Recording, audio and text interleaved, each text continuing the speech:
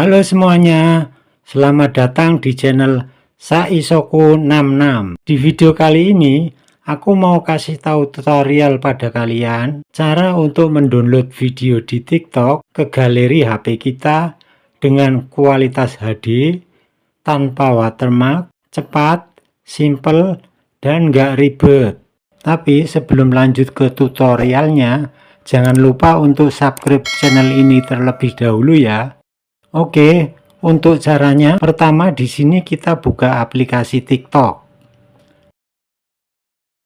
Lalu kita cari video yang mau kita download.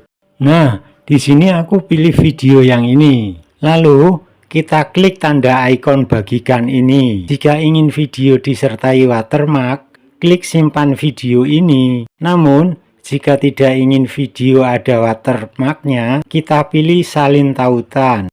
Nah, setelah tautan tersalin, kita keluar dari TikTok dan pergi ke Google Chrome. Di sini kita ketikkan kata kuncinya, yaitu chevron.net. Kemudian kita pilih yang paling atas. Lalu pada bagian kotak masukkan URL, klik tempel atau paste untuk memasukkan tautan yang sudah kita salin tadi di TikTok. Kemudian kita klik unduh MP4 untuk menyimpan video TikTok ke galeri kita. Lalu kita tunggu saja proses downloadnya sampai selesai. Oh iya teman-teman, chevron.net ini juga bisa mendownload video dari YouTube loh. Langkah-langkahnya sama seperti mendownload video dari TikTok.